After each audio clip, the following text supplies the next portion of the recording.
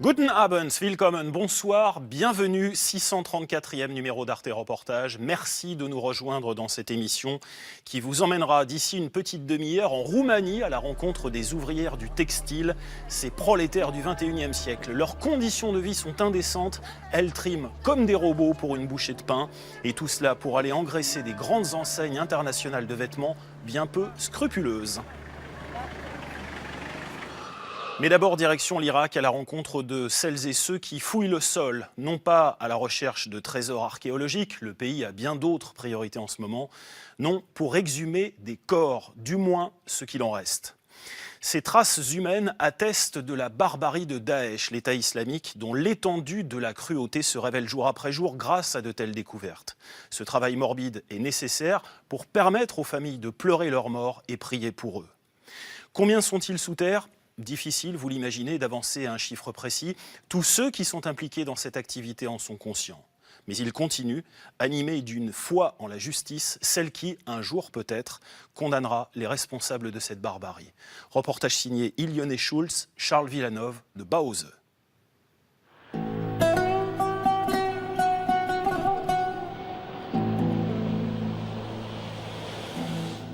À 60 km au sud de Mossoul, Al-Oud et ses 5000 habitants ont été libérés de Daesh en octobre 2016. Mais le village a payé cher sa résistance, près de 400 morts et des dizaines de disparus que leurs familles, comme celle de Sultana, attendent toujours. Daesh nous est tombé dessus. Ils ont tout détruit ici et ils nous ont pris Ahmed. Il nous a laissé 2 enfants, ce garçon et cette fille.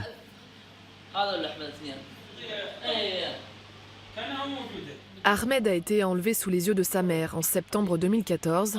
Elle n'a rien pu faire.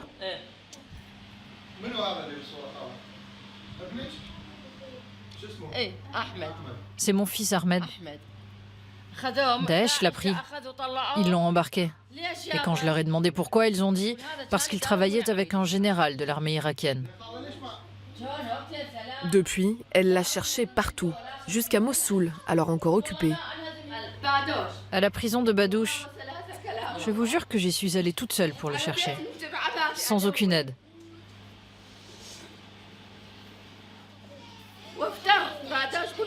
Je l'ai cherché partout dans Badouche. Mais je ne l'ai pas trouvé. Depuis 3 ans, Sultana n'a aucune nouvelle de son fils. Contre toute probabilité, elle veut croire qu'il est encore vivant. Au revoir. Que Dieu vous protège. Que Dieu te bénisse. Allah est l'un des meilleurs amis d'Ahmed. Cet ancien soldat de l'armée irakienne se bat désormais pour retrouver les disparus d'Al-Oud. La famille ne sait rien des charniers. Jusqu'à maintenant, nous n'avons rien dit ni à la mère, ni à la femme d'Ahmed. Sinon, elle voudrait s'y rendre et c'est dangereux.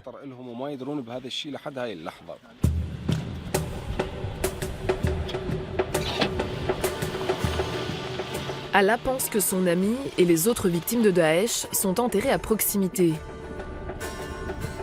Mais les terroristes ont miné toute la zone, et surtout les charniers, pour faire un maximum de victimes même après leur départ.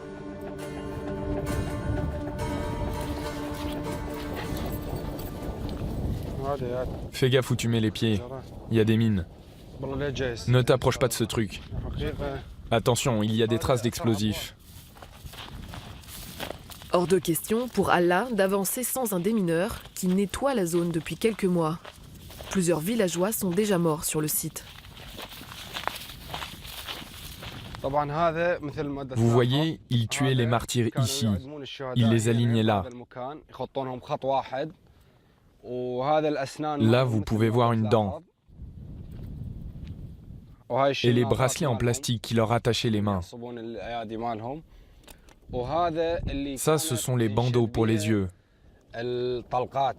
Et on voit bien les trous des balles et des taches de sang.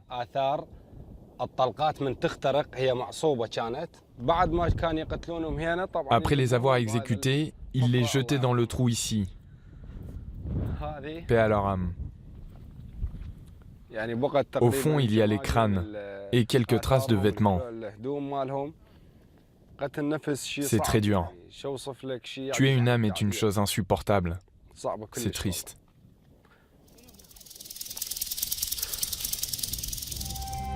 Malgré les risques, Allah fouille la zone à la recherche d'indices. Ce sont des vêtements de femmes yézidis qu'ils ont capturés.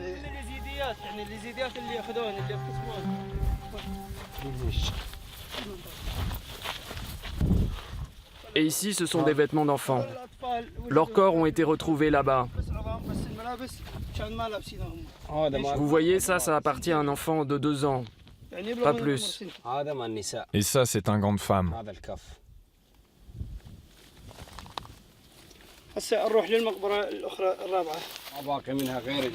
Dans ce village sunnite, qui s'est rebellé plusieurs fois, Daesh a éliminé les opposants et ceux qui tentaient de fuir. C'est l'uniforme d'un militaire.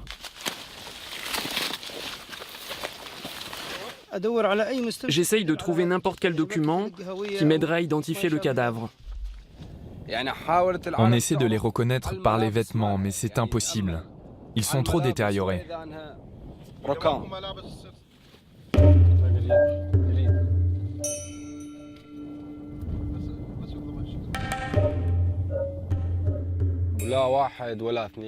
Il ne s'agit pas d'un ou 2 cadavres. Il y en a des dizaines. Il y a plusieurs charniers. Et le problème, c'est qu'aucune mission officielle n'a pris l'initiative de venir enquêter pour identifier les cadavres. Des charniers comme celui-ci, il y en a aujourd'hui des centaines en Irak. Des milliers de familles cherchent leurs proches disparus. Mais pour tout le pays, il n'y a qu'une équipe officielle.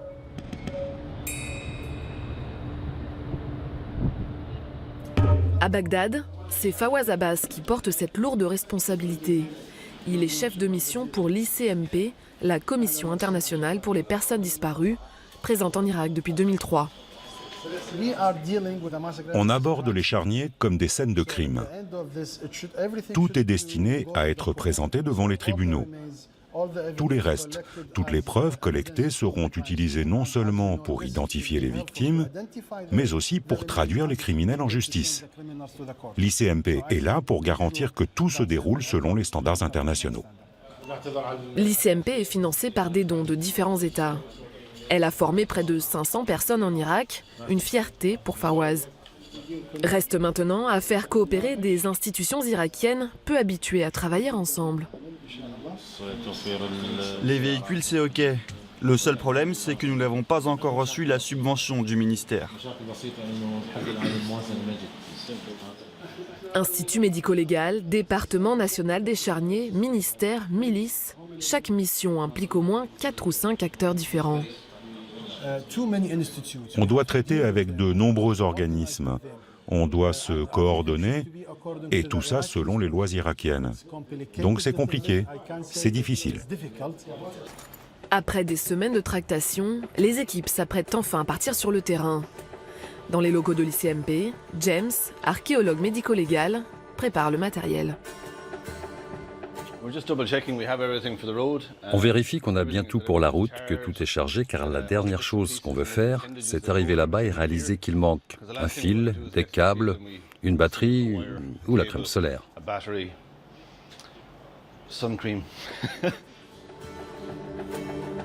C'est l'effervescence des grands jours. L'Irlandais, en Irak depuis 2012, est heureux de partir avec Zia, son homologue irakien. Oh, comment vas-tu, mon cher? Ça va, ça va. Je ne dirais pas que je suis stressé, mais plutôt très impatient d'y retourner pour continuer à ramener les cadavres. Mettre en pratique ce qu'on t'a appris pour exhumer ces corps du mieux possible et les redonner à leur famille, c'est incroyablement puissant. Mais en Irak, c'est aussi très risqué. Gilet pare-balles, garde du corps armé, le protocole de sécurité est lourd. Aujourd'hui, Fawaz, James et une vingtaine de techniciens partent pour Tikrit, à 3 heures au nord de la capitale. Le véhicule est blindé. Il y a un bouton rouge ici, en cas d'urgence, relié à l'agence de sécurité et au ministère de l'Intérieur. Peut-être que Daesh veut nous attaquer. C'est en fait ce qu'on craint le plus, parce que, vous savez, on essaye de mettre à jour leurs crimes, de dire au monde ce qu'ils ont fait.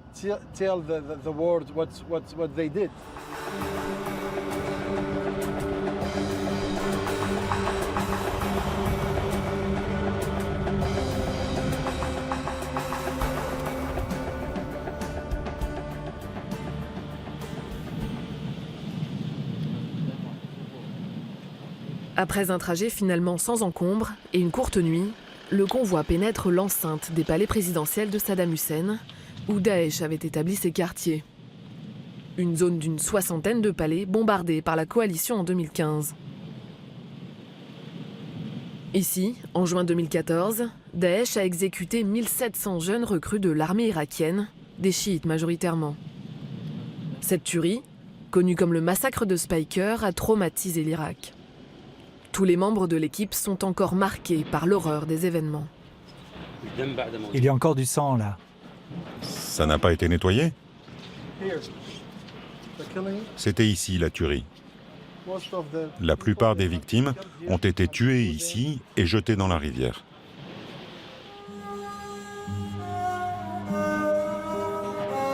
Des milliers d'âmes emportées par la folie terroriste et autant de familles qui comptent aujourd'hui sur Fawaz.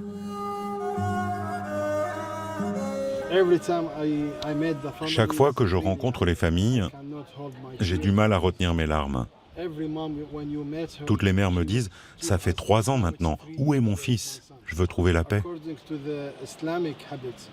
Selon les coutumes locales et celles de l'islam, quand une personne est tuée, on doit tout faire pour l'enterrer, pour pouvoir ensuite lui rendre visite et réciter le Coran sur sa tombe. Malheureusement, on n'a pas encore pu apaiser toutes les familles.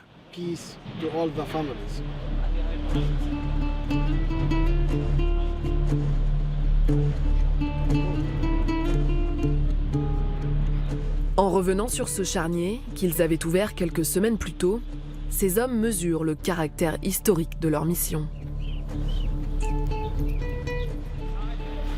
On a affaire à une scène de crime ici. Peut-être que des restes ou des preuves seront détruits ou perdus si ce sont des personnes non professionnelles qui les prélèvent.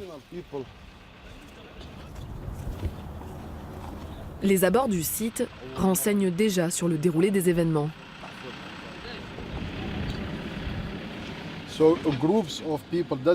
Des dizaines de personnes ont été alignées ici, tuées et poussées dans cette grande fosse-là. C'est sans doute l'un des plus importants charniers de la zone des palais. On pense qu'ils ont utilisé un bulldozer aussi gros que le nôtre. Il y a plus de 3 mètres de profondeur.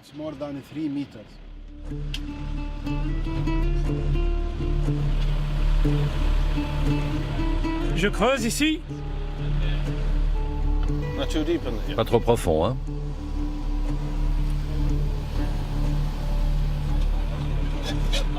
Des ossements apparaissent. Entre archéologie et police scientifique, petit à petit, les mains expertes font parler le sable. Il y en a un avec les mains attachées dans le dos, je pense. Comme ça.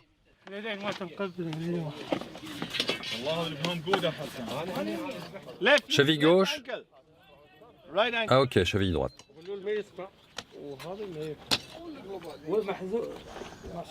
Hanche droite.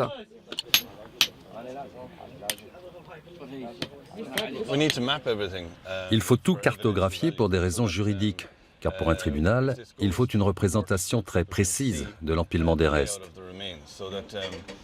Vous savez, une photo n'est jamais suffisante. Cartographie, mesure, numérotation. Les hommes suivent une procédure dont la rigueur a déjà fait ses preuves sur d'autres terrains, comme en ex-Yougoslavie. Ça, c'est l'étiquette avec le numéro du charnier et du cadavre. Ce papier reste avec les corps jusqu'à l'institut médico-légal.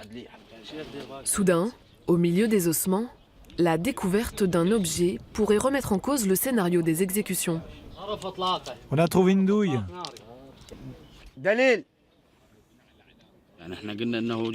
L'hypothèse initiale, c'est qu'ils ont été exécutés là-bas, puis balancés dans la fosse. Mais trouver une douille ici laisse penser qu'ils ont peut-être été tués à l'intérieur du charnier. Pris par l'enquête, les hommes en oublieraient presque l'atrocité des lieux. Pourtant, certaines découvertes représentent un risque pour l'équipe. Vous voyez, c'est encore en cours de décomposition. On est donc exposé non seulement aux odeurs, mais surtout à des maladies qu'on pourrait attraper, comme des allergies ou autres. Mais ça ne nous arrête pas, car on est déterminé à aller jusqu'au bout de ce travail. Mais cette détermination n'est pas sans faille. Vous savez, un jour, Ahmed n'a pas pu supporter ce qu'il voyait. Et il a éclaté en sanglots. Ça se comprend, il est encore très jeune.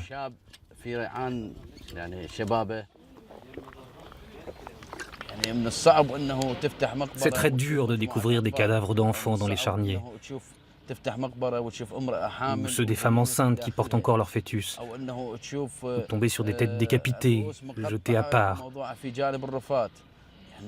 Nous devons être très solides et forts. Et il faut parfois se faire violence pour ne pas craquer. Ces soldats des charniers tentent de supporter l'insupportable. Malgré leurs efforts, la vingtaine d'experts de terrain ne peut répondre aux immenses besoins de l'Irak. Je n'ai jamais vu autant de personnes portées disparues qu'ici, en Irak. Quand je travaillais en Bosnie, c'était quelques dizaines de milliers. Ici, c'est 300 000 à 1 million de disparus. Alors par où tu commences? Il n'y a pas que ceux de Daesh, il y a tous ceux de l'ancien régime et d'autres conflits. Ça fait tellement de charniers, l'équipe est si restreinte. Je pense qu'elle fait vraiment l'impossible compte tenu des ressources. Tikrit est le premier des 70 sites identifiés des charniers de Daesh où l'ICMP a pu commencer les exhumations. Avec la volonté de Dieu, nous dédions une prière à la mémoire de nos martyrs et nous leur promettons de ne pas les oublier.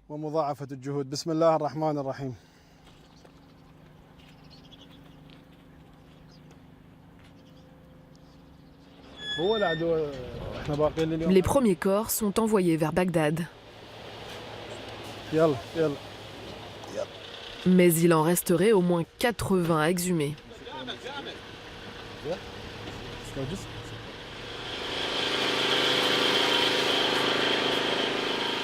En fin de journée, l'équipe prend donc ses quartiers Par ici, par ici.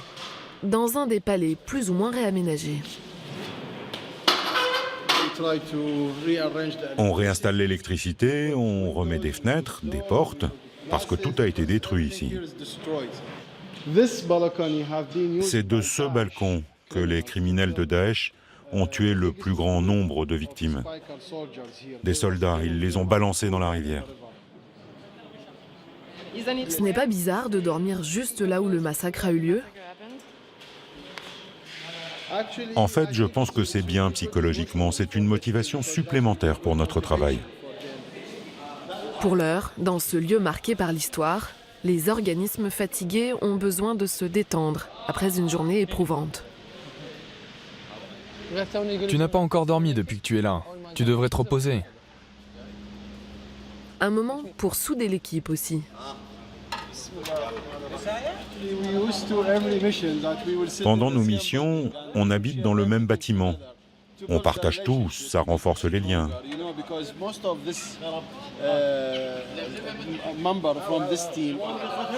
Vous savez, la plupart des hommes ici ont eux-mêmes des proches disparus.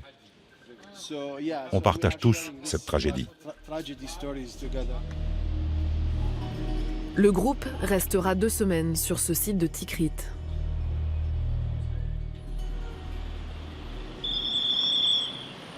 À Bagdad, l'Institut médico-légal est le seul en Irak à disposer d'un laboratoire ADN. C'est ici que les corps exhumés à Tikrit par l'équipe de Fawaz vont être analysés. Le docteur Mustapha, formé lui aussi par l'ICMP, est le responsable du département charnier. Il examine aujourd'hui un cadavre du massacre de Speicher. Où sont vos masques? Mettez les masques. Ce qu'on étudie surtout, c'est le crâne. Daesh a l'habitude d'exécuter en tirant une balle qui touche ici. Quand la personne est ligotée dans le dos et penche la tête. Vous voyez ce traumatisme? Il a sans doute été provoqué par une balle. L'examen peut prendre de quelques jours à quelques mois si des os de différentes victimes se retrouvent dans le même sac. Une recherche ADN est souvent nécessaire pour l'identification. Là, je prélève un échantillon d'os pour que le laboratoire fasse l'analyse ADN. Personnel formé par l'ICMP, matériel moderne fourni par la Croix-Rouge, le laboratoire n'a pas à rougir face à ses homologues occidentaux. Stérilisation, broyage, extraction, les étapes sont multiples avant de pouvoir déterminer un profil ADN. On reçoit aussi les familles et on leur fait une prise de sang pour déterminer leur ADN. Ensuite, à l'aide de ce logiciel, on étudie la correspondance entre la personne disparue et ses proches. Mais on a besoin de plus d'échantillons des familles pour parvenir à de meilleures identifications. Un fils n'a que 50% d'ADN en commun avec son père. Il faut donc des campagnes nationales d'information pour faire comprendre à des populations parfois peu éduquées que l'on a vraiment besoin de leur prélèvement. Sur plus de 900 cadavres sortis de Tikrit lors de précédentes fouilles, 250 attendent encore d'être identifiés et s'entassent dans le centre.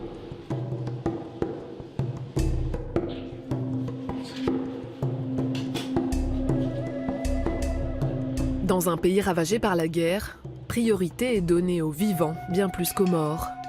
Et le chaos politique est un frein supplémentaire.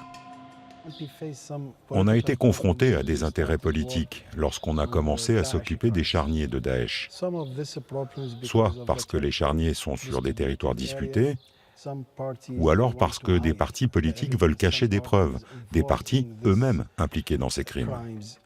Fawaz reste convaincu qu'il y a urgence. Dans certains villages, des familles ont commencé à revenir. Elles voient les charniers et personne ne s'occupe des corps. Ça les pousse à chercher vengeance par elles-mêmes. Alors que si on réagit rapidement et qu'on récupère les cadavres des victimes, ça envoie un message de paix aux familles.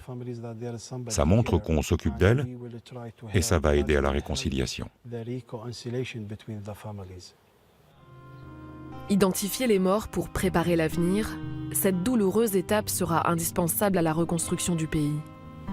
Mais suffira-t-elle à apaiser les tensions entre communautés ? Je suis la mère du martyr Rassoul. Je dois faire 360 km pour venir ici à Najaf. Mais peu importe, c'est pour lui rendre visite. À lui que j'ai perdu si tôt à Speicher.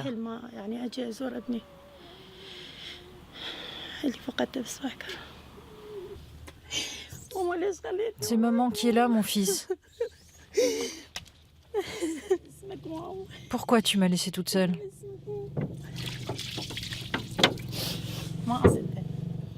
Je ne croyais pas à sa mort. Je laissais la porte de la maison ouverte jour et nuit en pensant qu'il allait rentrer. Après de longs mois d'attente, de recherches éperdues, de prélèvements ADN, un jour d'octobre 2015, Fadila a récupéré le corps de son fils, tué à Tikrit. Là, au moins, j'ai été fixée sur mon sort. Et j'ai accepté que mon fils soit martyr entre les mains de Dieu. Je sais où le pleurer et apaiser mon cœur. Fadila espère que les assassins de son fils seront un jour traduits en justice, mais cela n'atténuera pas sa colère. Notre besoin de vengeance est là. Et il restera entre nous et les tribus de Tikrit qui ont créé Daesh et qui sont Daesh. Notre désir de vengeance sera éternel.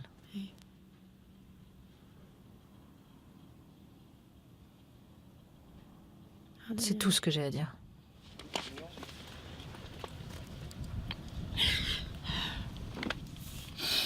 Comme beaucoup de familles, Fadila n'attend plus rien des autorités de son pays. Les efforts déployés par Fawaz et son équipe sur le terrain aideront les Irakiens à faire le deuil de leurs proches. Mais la perspective d'une réconciliation nationale, elle, semble encore bien illusoire.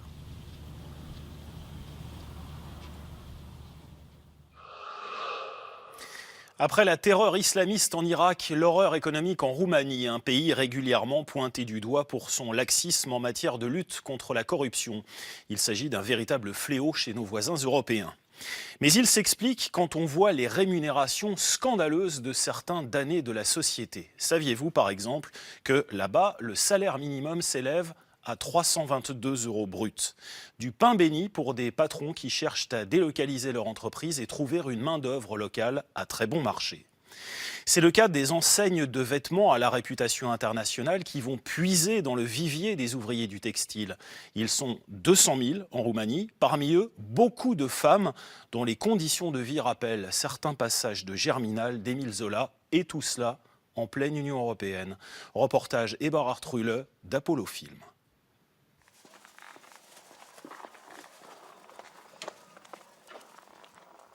Tous les matins, peu après 4 heures, Carmen Ciobanu sort de chez elle. 6 jours par semaine, 52 semaines par an. C'est épuisant. Il faut se forcer à se lever tous les jours. Ma journée de travail commence maintenant et ne se finit pas avant 9, 10 ou 11 heures du soir, en fonction des tâches à effectuer.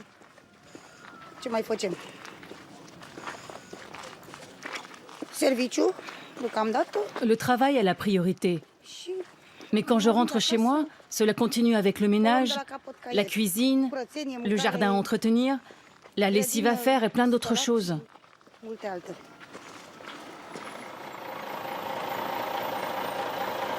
Il lui faut 2 heures pour se rendre de Sultana, son village, à Bucarest, où se trouve l'usine textile qui l'emploie. Cette vie faite de longs trajets, de salaires médiocres et de journées de travail éreintantes, Carmen la partage avec des dizaines de milliers d'autres ouvrières textiles de Roumanie. C'est difficile de trouver un emploi et il faut un moyen de transport pour se rendre en ville. Les entreprises qui proposent du travail aux gens de la campagne sont à la recherche de femmes sans ressources, prêtes à accepter n'importe quelle offre. Tu acceptes le poste sans regarder le salaire. Les quelques 7000 entreprises textiles de Roumanie sont la première industrie exportatrice du pays.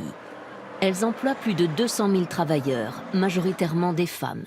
Aucune des entreprises contactées n'a accepté de nous laisser filmer, alors nous avons tourné en caméra cachée. Elles sont nombreuses à approvisionner les grandes marques comme Zara, McCain, Max Mara, Versace ou Calvin Klein. Pourtant, les salaires versés sont extrêmement bas.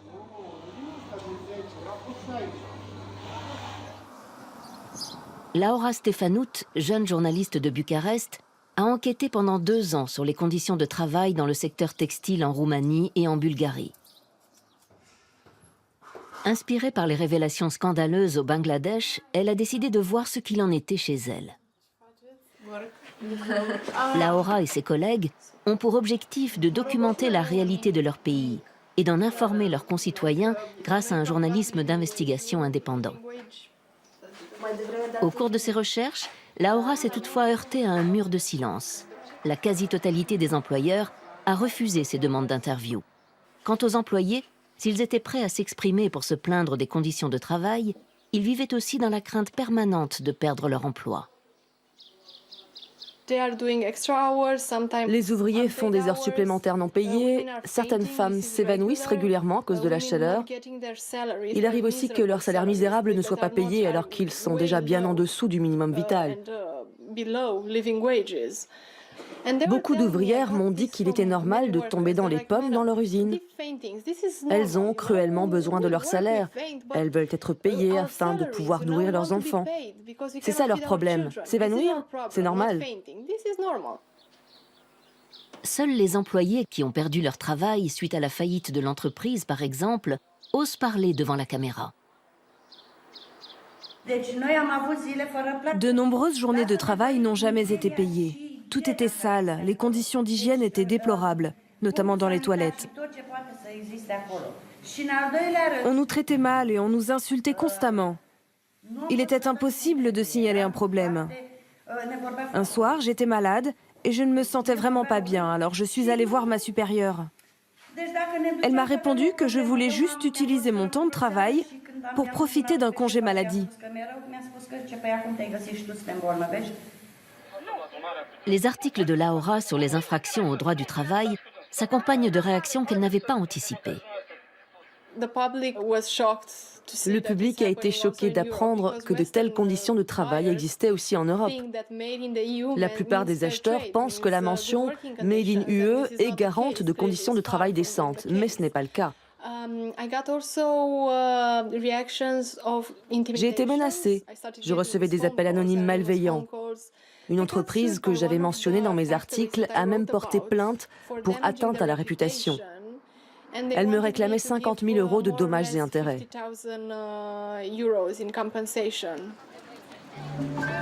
L'intervention de certains groupes de mode internationaux pousse l'entreprise à retirer sa plainte.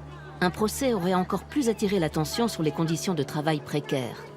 Il était donc préférable de faire l'économie d'une mauvaise publicité. La grande majorité des ouvrières de l'industrie textile gagnent à peine le salaire minimum. Après déduction d'impôts, il leur reste environ 250 € par mois pour vivre, alors que le coût de la vie est tout juste moitié moins élevé qu'en Allemagne et en France. Aucune famille ne peut s'en sortir avec un tel salaire, qu'elle vive à la campagne ou non. Même en Chine, où le coût de la vie est inférieur, les travailleuses textiles gagnent plus. Il est presque 4h30 lorsque Carmen Ciobanu rentre du travail après 2 heures de trajet. Certains disent que je peux me reposer dans le bus. Mais avec cette chaleur, vous en ressortez encore plus fatigué qu'en y montant. Carmen a déjà exercé de nombreux emplois précaires. C'est pour cela qu'elle se résigne à faire les longs allers-retours pour Bucarest.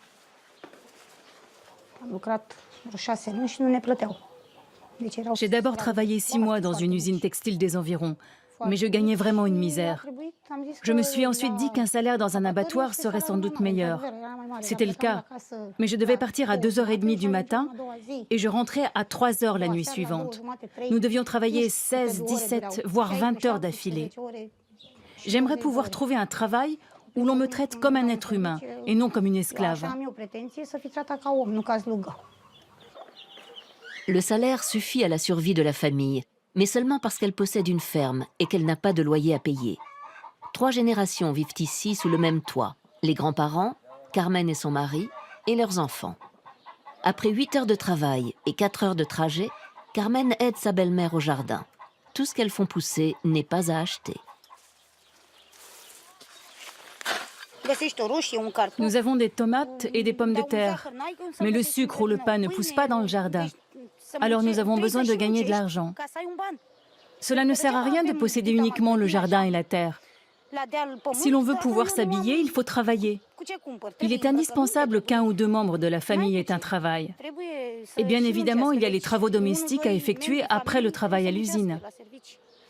Si elle arrive encore à travailler à 80 ans, imagine-toi le temps qu'il me reste à trimer.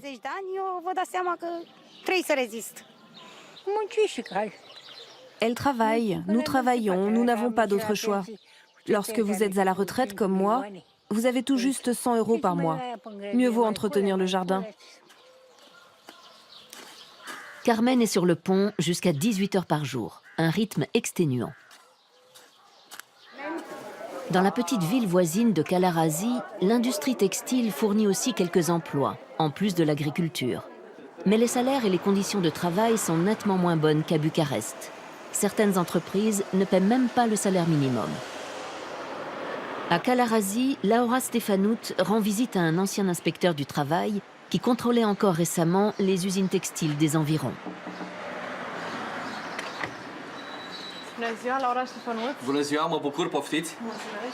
Aujourd'hui, Rashvan Mesecheanu est conseiller indépendant. Il raconte avec une honnêteté déconcertante ses expériences dans les inspections d'usines. Nous voulions parler avec les ouvrières durant nos contrôles, mais elles se taisaient, toutes par crainte de représailles. Elles n'osaient même pas revenir sur les problèmes qu'elles nous avaient signalés. Et j'ai vraiment été surpris de voir combien elles avaient peur d'être renvoyées et de perdre leur travail. Mais le problème le plus grave dans les usines textiles, comme dans d'autres entreprises d'ailleurs, ce sont les travailleurs illégaux. C'était relativement fréquent à l'époque. Ce sont eux les plus touchés par les accidents du travail et les risques sanitaires.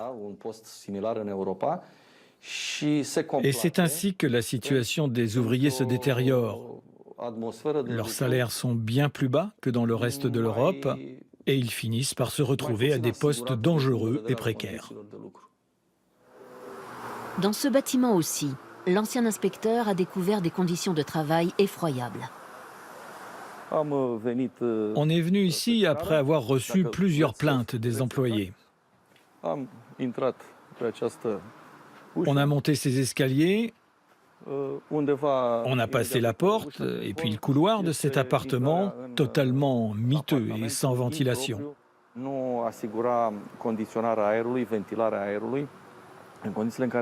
Il faisait 38 à 40 degrés dehors. Alors imaginez, à l'intérieur, la chaleur brûlante de la vapeur était insupportable.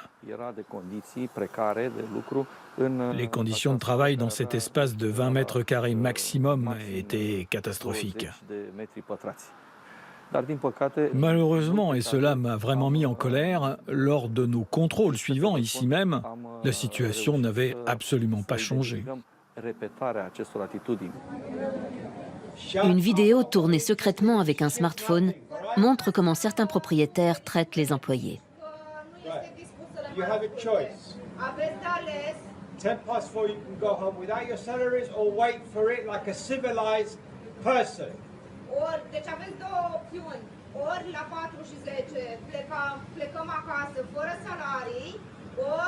Or wait for your money when it's ready. That's it. Până la ora, nu știu, cel târziu ora 6. Oi! Shut up! Listen, I'm telling you something. I am fed up with the fucking lot of you. The way you behaved yesterday, that you're fucking animals. Right? You're disgusting. Oi! Fuck off! Fuck off! Ioana Ganea, la voisine de Carmen, a elle aussi connu des situations de ce type. Elle travaille désormais à Bucarest, à 2 heures de route, dans une fabrique de chocolat. Avant cela, elle a connu et détesté de nombreuses entreprises textiles et propriétaires d'usines.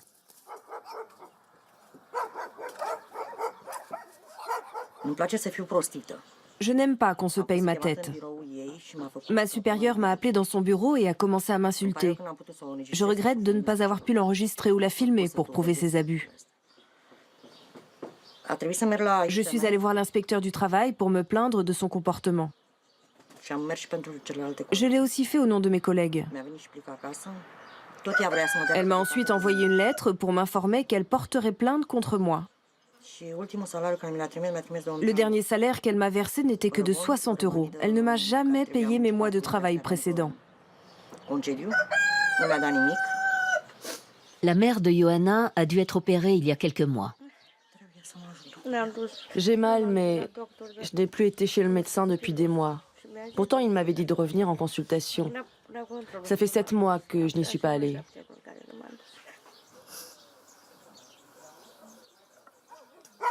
Ioana ne peut pas payer le médecin pour sa mère. Elle n'a même pas de quoi acheter les médicaments contre la douleur.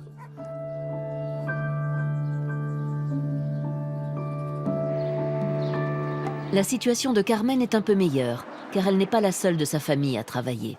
Il n'empêche, chaque achat est longuement sous-pesé.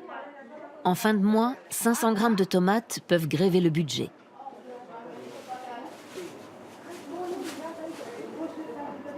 En Roumanie, le salaire minimum est d'environ 300 € brut, ce qui fait 250 € net. S'ils ne veulent pas l'augmenter, ils devraient au moins faire baisser le coût de la vie. Mais c'est tout le contraire qui se passe. Les salaires restent faibles alors que tout le reste augmente.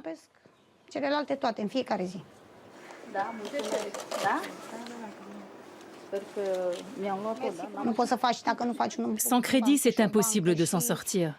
Même le ticket de bus des enfants pour aller à l'école est payé avec de l'argent emprunté. Le salaire ne suffit pas jusqu'au mois suivant. Quand il est versé, il n'en reste déjà plus rien le jour suivant. À Bucarest, Laura Stefanout a rendez-vous avec Victoria Stoiciu, qui s'engage pour l'amélioration des salaires et des conditions de travail des femmes au nom de la Friedrich Ebert Stiftung. La Roumanie est la lanterne rouge de l'Union européenne en matière de salaire et de normes de travail. Le salaire minimum ne suffit absolument pas à subvenir au strict nécessaire. Une personne qui gagne uniquement le salaire minimum doit constamment faire des heures supplémentaires pour avoir un peu plus d'argent. À long terme, cela a un effet dévastateur sur la santé et le bien-être mental des travailleuses.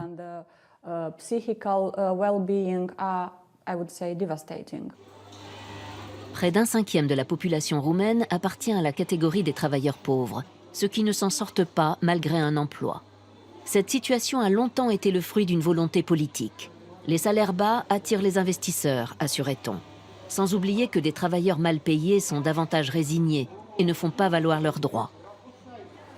La Roumanie est le Bangladesh de l'Europe.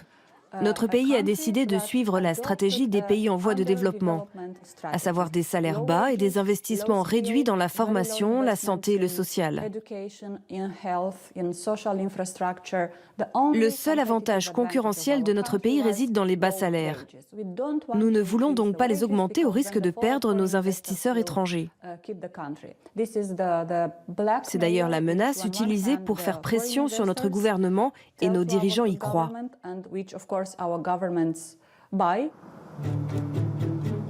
Les années suivant la crise financière de 2008 ont vu l'industrie textile gagner en influence sur la politique roumaine. Comme ici, à Campina, à 2 heures de Bucarest, où de nombreuses usines étaient menacées de fermeture.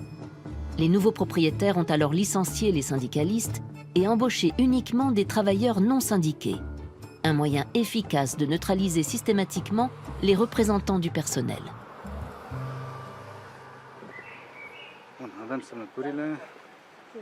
Luminita Cirstea, présidente du syndicat national du textile, a elle aussi perdu son emploi.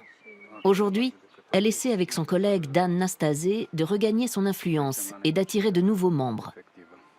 Ces efforts sont toutefois entravés par une loi votée en 2011 qui limite le droit des syndicats à négocier des conventions collectives. Un jour, une chef d'entreprise m'a dit que les syndicats étaient certes une nécessité, mais qu'on pourrait aussi s'en passer. Ces gens-là aimeraient que nous n'existions que pour la forme, sans les contredire et en évitant tout conflit. Aujourd'hui, nous n'avons même plus assez de membres pour lutter efficacement. La nouvelle loi continue d'affaiblir les syndicats. Actuellement, pour avoir un représentant syndical, il faut qu'au moins la moitié des salariés soient adhérents au syndicat. C'est seulement à partir de ce seuil que nous pouvons défendre leurs intérêts et mener des négociations salariales. Pour moi, cette loi enfreint la Convention européenne des droits de l'homme, mais aussi la Constitution roumaine. L'association de l'industrie textile roumaine installée à Bucarest a elle aussi soutenu la politique hostile aux travailleurs ces dernières années. Mihai Pasculescu est convaincu que les menaces des entreprises textiles de quitter le pays en cas de hausse des salaires ne sont pas un chantage, mais une triste réalité.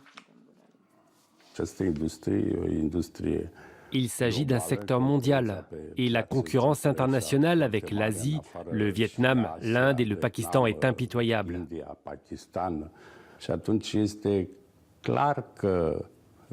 Il est évident que si les salaires augmentaient soudainement, l'industrie textile roumaine diminuerait ses activités locales, comme elle l'a fait dans les autres États industriels occidentaux.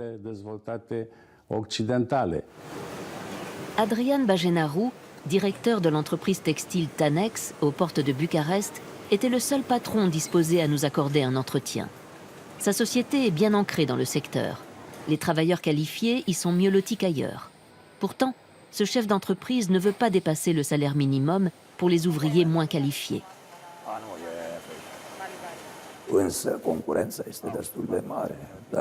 La compétition est serrée.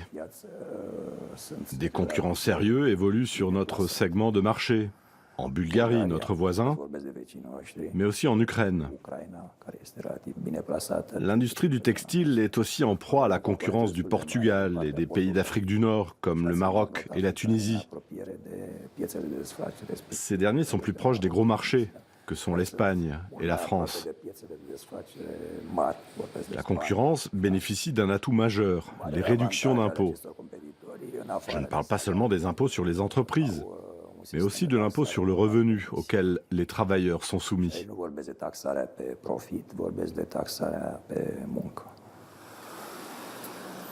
Au palais du Parlement de Bucarest, la sénatrice social-démocrate Gabriela Cretu se bat depuis des années contre la politique roumaine des bas salaires, qui ne profitait par le passé qu'aux patrons.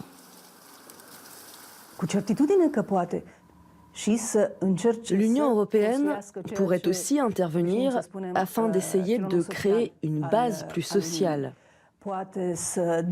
Elle pourrait définir un salaire minimum européen. Elle pourrait définir un code du travail.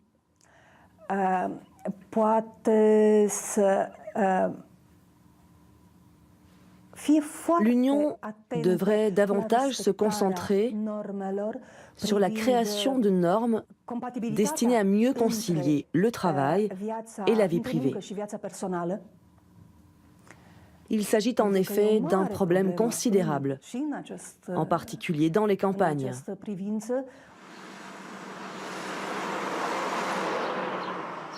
De retour dans le village de Sultana, chez les Tchobanou. Nous sommes dimanche, seul jour de congé pour Carmen. Une perspective dont elle se réjouit toute la semaine.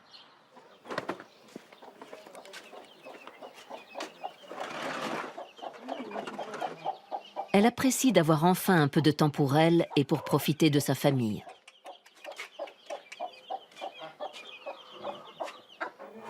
Le dimanche, faire la cuisine pour les siens relève du plaisir plus que de l'obligation.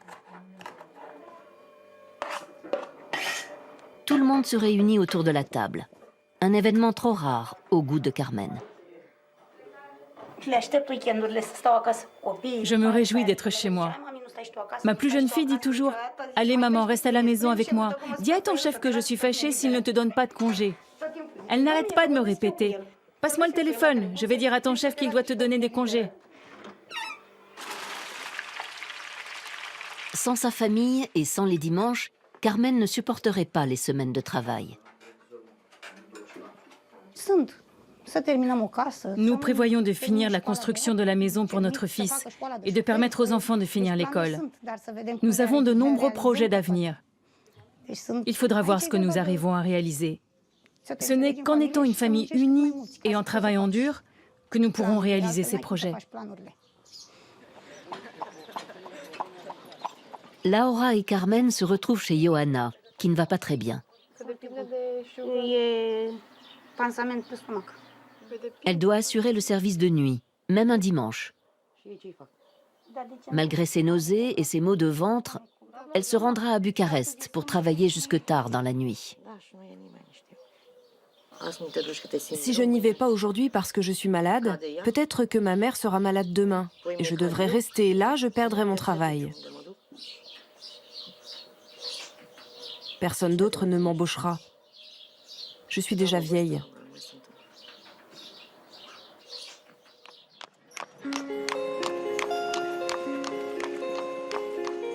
Le gouvernement roumain envisage actuellement d'augmenter le salaire minimum à près de 400 € dès l'année prochaine, soit une hausse d'un tiers. L'industrie textile cherche bien entendu à faire échouer le projet. La récente condamnation publique par le ministre du Travail concernant l'attitude du chef d'entreprise qui avait insulté ses employés laisse toutefois entrevoir une lueur d'espoir.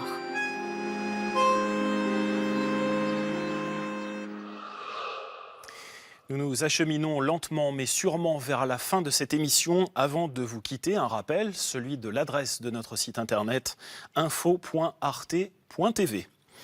La semaine prochaine, place à Andrea Fils. Vous verrez notamment un reportage consacré aux fameux Rohingyas, ces citoyens musulmans persécutés par les autorités birmanes. L'ONU parle même de génocide. Extrait. Ils sont arrivés en groupe par les rivières, mais aussi par la mer. Le Bangladesh a bien tenté de bloquer tout accès maritime aux Rohingyas, mais la marée humaine est impossible à contenir.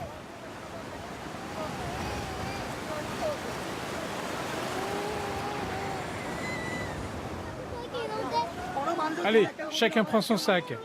Prends le tien, toi. Des femmes, des vieillards, des enfants, et toujours les mêmes regards, vides.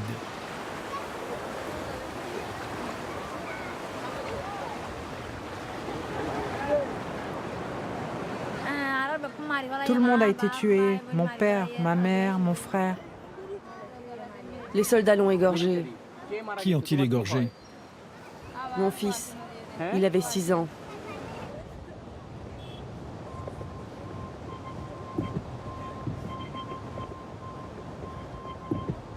Si chacune de ces histoires est unique, elles se ressemblent toutes. Les Rohingyas racontent tous les mêmes massacres, non pas spontanés, mais au contraire très organisés. Une politique systématique mise en place par des militaires qui, à chaque fois, procèdent avec méthode. Voilà, la suite la semaine prochaine. À dans 15 jours en ce qui me concerne. Portez-vous bien d'ici là. Passen Sie gut auf sich auf. Vielen Dank fürs Zuschauen. Wir sehen uns in 2 Wochen wieder. Bis dahin. Tschüss.